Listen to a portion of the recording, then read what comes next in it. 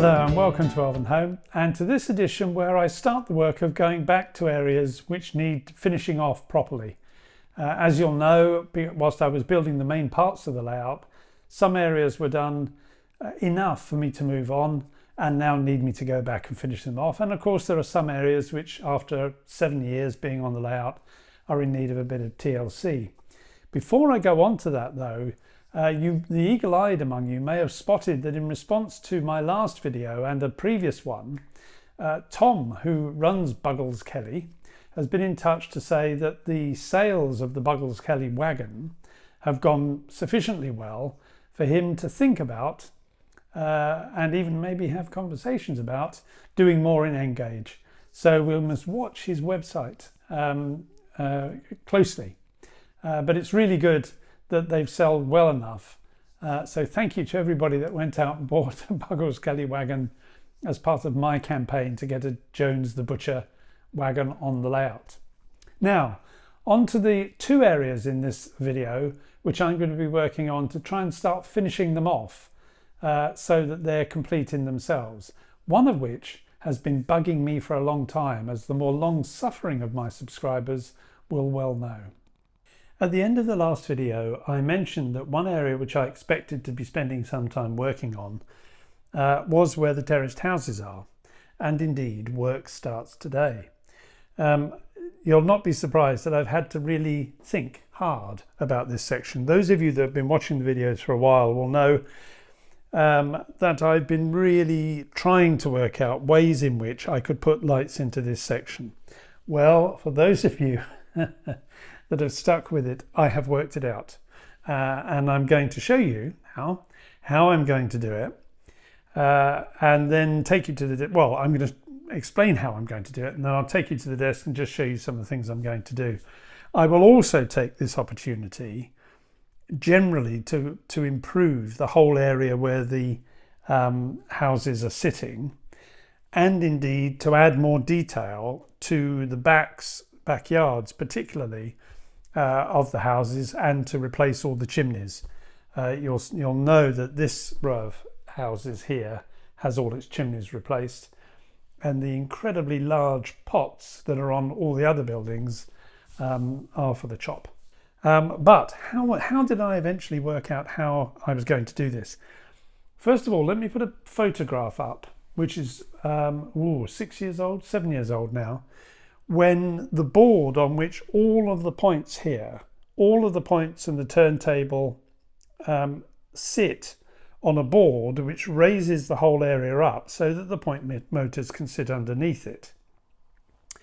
And as you'll see from this picture, there are wires going everywhere. That is only half of the wires that are sitting under there, and in the picture there are no auto reversers that control the polarity on the slips, and there are 3 double slips, and because of where the point motors were, the auto reverse modules were put well away from them because just to be able to fit them in, so that they're all sitting up here somewhere.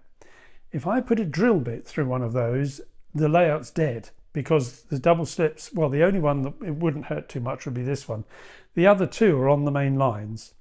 So it would be a major thing. I can take this whole board off if I really have to, but it's major surgery.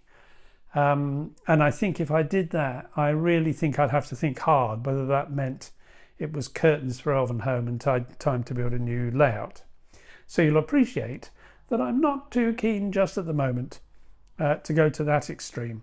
But it does mean that I just can't drill through here with any safety that's on the board itself.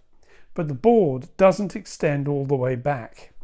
If I remove one of the houses at the back here, you'll see that this is just shows you what you can cover up by strategically placed buildings. If I remove those 2, the board carries on and finishes here. That's where the board ends. Here is foam, which raised this up to the same level as the board. So I can drill through here perfectly safely, as long as I check what's underneath and I don't go through anything that may already be screwed underneath. And I've been trying to think about how I can put some street lights. I'm not going to, as I think I said in the last video, put any lights into the buildings because of two things. First, downstairs there are no windows through which light can come. If I bring this here, the way these models are made, behind each of these bays there is a black piece of paper which covers over the aperture which would otherwise have a window in it. That is not a window. If I bring this up, that's just solid. So the only places where you can put light is up here, and I would now need to drill through and hope I could poke a light up into here. But the whole of this inside is empty, so you would see straight through from one side of the house to the other, and it's just going to look daft. If you're going to put lights into these Metcalfe buildings, you need to do that when you're building them. But street lights is a different thing altogether. The only problem I've got is how do I get the wires for the lights that will be at the front here to where I can send them down below to get power, or in the alternative, get power up here. And I've been thinking of all sorts of ways of doing it. And one of the big problems was that most lamps, when you get them, from the bottom of the lamp, there's probably about, I don't know, 10 millimeters, maybe 15, where the wires come out, and they're usually in heat shrink. Now that's fine, that makes a lot of sense, but that's no good to me because I've got to be able to bend them really quite sharply. And I saw from We Honest, who are the people that do the distribution boards, that they sell these in packets of 20, which are deliberately adjustable so that this collar moves up and down. But the great joy, you will notice, is that the wires come straight out the bottom.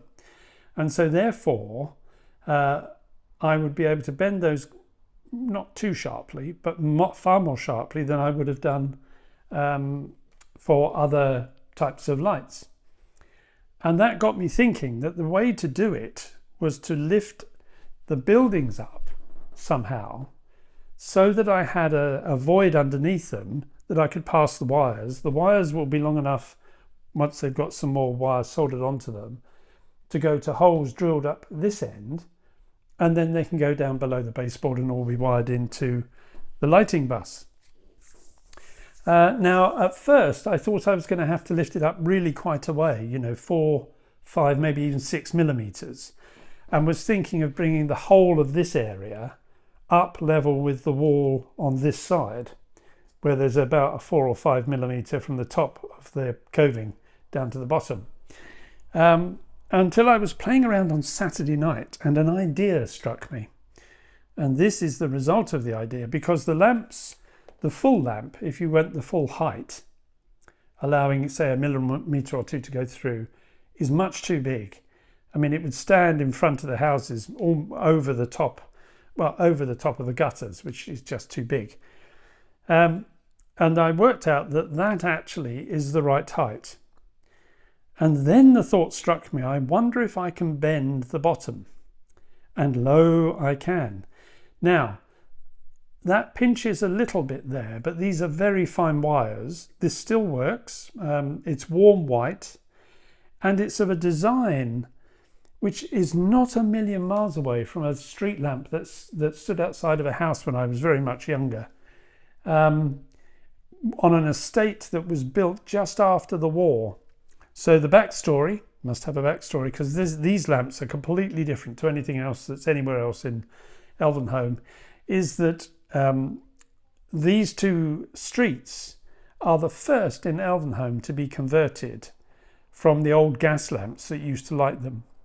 And they've gone over to electric lamps, and these are just been put in. So that's a quick trot about how we're going to, what I'm intending to do. I'll just take you down onto the desk now so that you can see how I'm intending to raise these up and give myself enough room to run the wires underneath to holes that will be hidden by the buildings themselves and drop down through the board. I thought I would just show you with the light on so you can see what they look like with the lights on. And I think this will look really quite good. And it's more or less, this is a bit thicker than the light will sit actually on the base there. Eventually it occurred to me that I would be able to lift the things up, but I didn't need to lift it as much as I thought, because once I was able to bend one of these, and this is 1.2 millimeters outer diameter,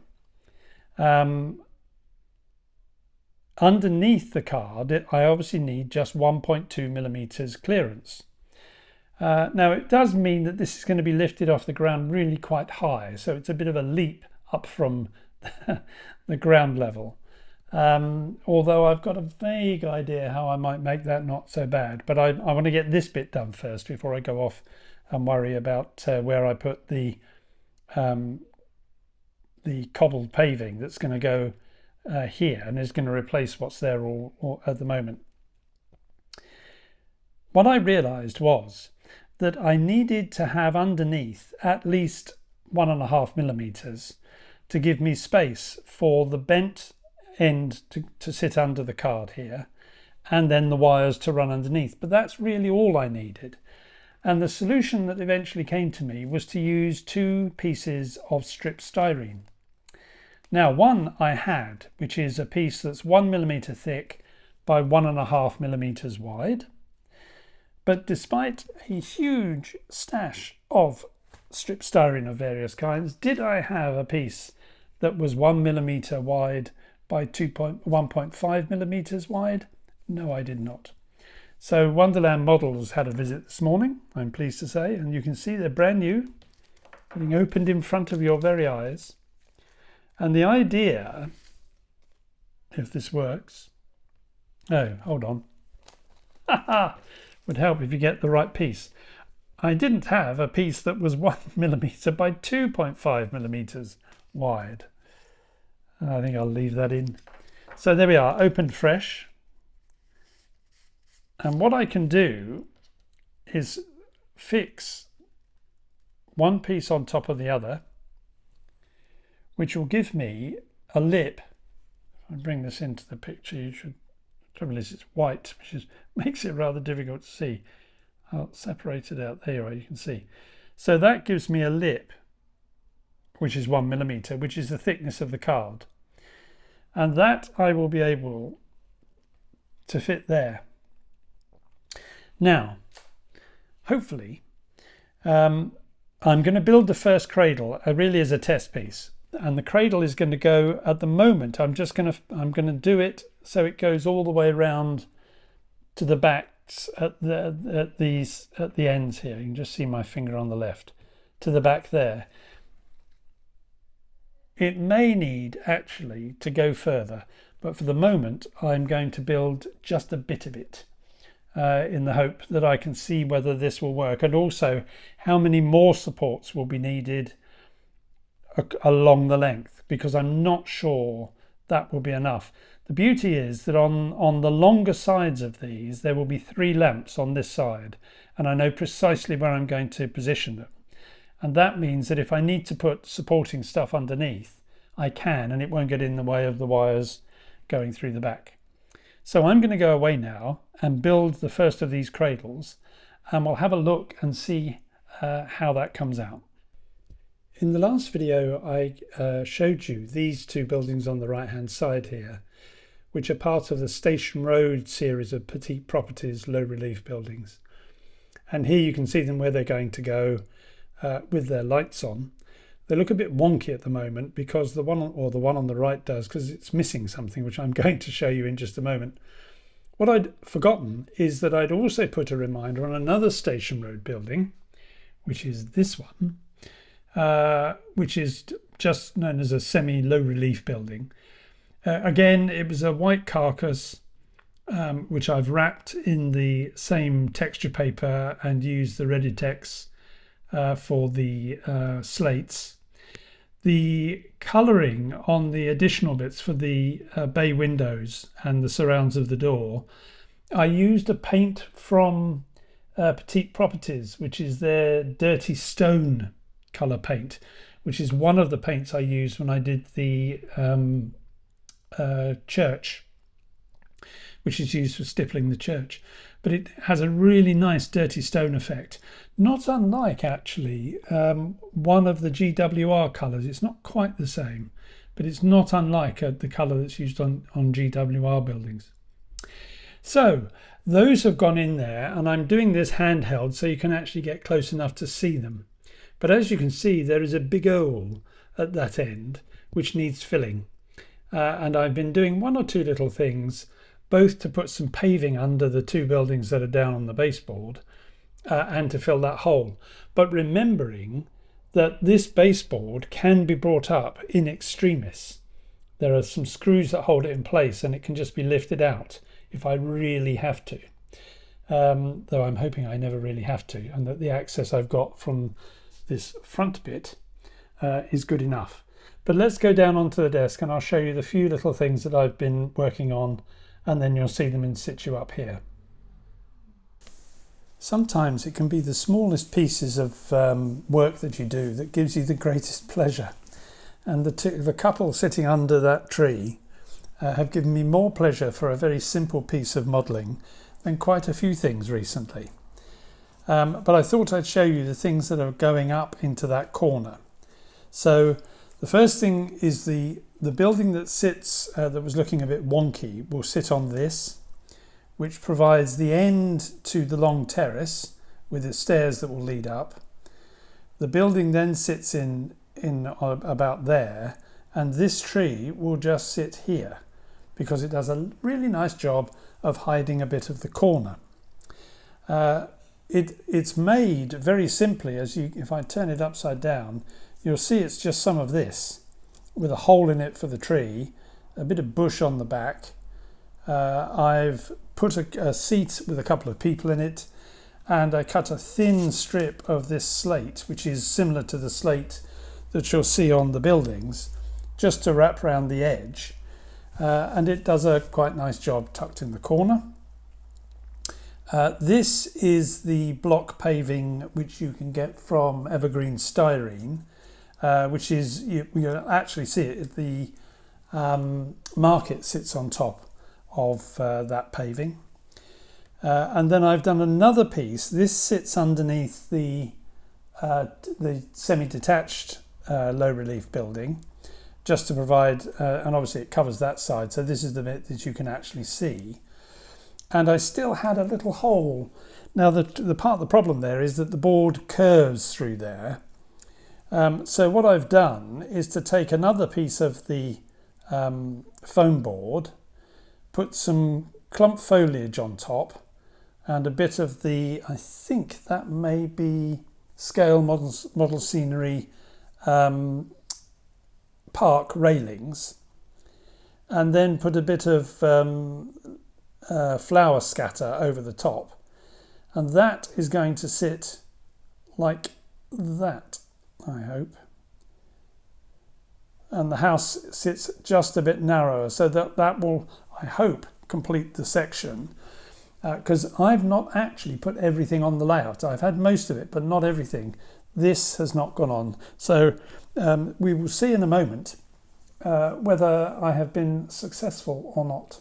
So, to the layout. Well, that turned out to be a lot harder than I expected it to be. But we do have some success, as you are about to witness. If I can manage to get this right. There we go. The street has its first lamp. I think that is the right height. I'm going to check it again. I'm aiming for something around the kind of light height you would get in a residential street, which I think is somewhere around 5 meters, about 14 foot, before I go nap, because this was just a test piece on this one that's there. So this is sitting in its cradle now, and I'm really pleased because that's only 2 millimeters, which is not very high, and I'll be able to disguise that if my cunning plan comes off. We'll wait and see. But I'll take these off and I'll show you how it's been constructed. Right, there you can see it. I'll push it a bit further away so you can see the totality of it. and it is simply constructed out of plastruct, as I said that I would. So you've got two pieces that are 1 millimeter thick. One is 2 millimeters high and one is 1.5. Yes, 1.5 millimeters high. And one goes onto there, and that gives you a little, if I can get this into focus, you can just about see the little step. And that is running all the way around the perimeter.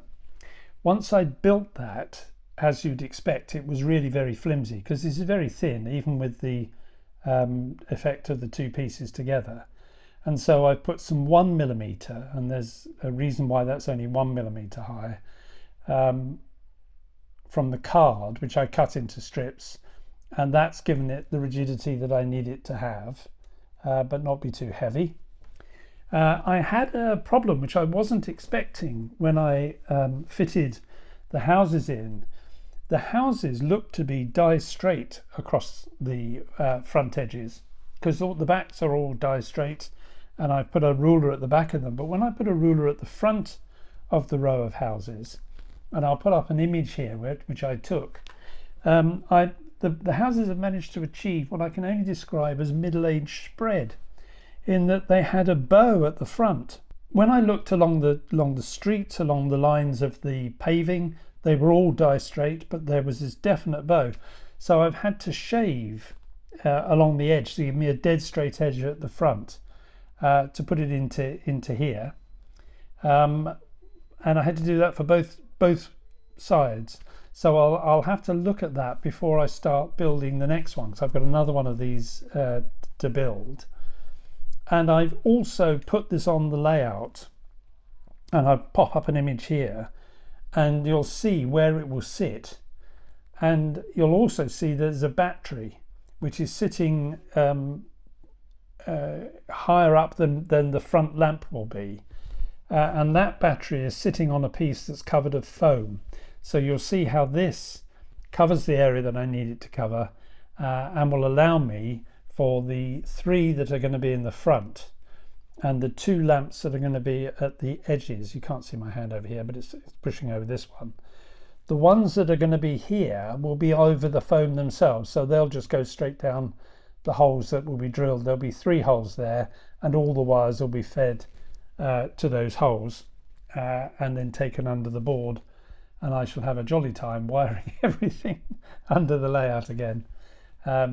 But that's the best place for all those wires to go. So this was partly a proof of concept, but is actually the thing that I'm going to use, because it fits like a glove now, and I'm really pleased with it. I will, in time for the next video, I'll make up the other one of these. So I've got both rows of houses on there. This is going to be painted a kind of, I don't know whether I'm going to use the stone grey or maybe one of the black, a darker grey. Maybe the stone grey will be okay. So that's painted in, and I will repaint the edges of the houses where I've had to cut, because I've got white card there now. But everything works as I wanted it to, and the lamps, the thickness of the lamps is such, if I bring again this in, hopefully get it to focus, there we go, is such that it will allow me to bend it, put it underneath, run the wires, and that will all sit there, and I shall then have lights in and around these houses. So I know it can be done now. So I will complete that bit of work, but I've also got other work, as I said, that I wanted to do, to actually replace all the chimney pots and start decorating the back gardens or yards with bits and pieces, just to make them look as though they are possibly lived in. And I think a few more people in and around the whole of the area, and then they can go and sit on the layout in their places. And I'll also want, I think, to completely redo the cobbled area, because I'm really not very happy with that. It's always bugged me a bit. So there we go. That takes care of doing this piece of work. So let's move on to the next part of the video. So now we have them up on the layout and in their positions. You can see the paving's gone under the two houses. This now stands straight because it's got its paving underneath. And you can see if I go to here, the steps leading up to the terrace.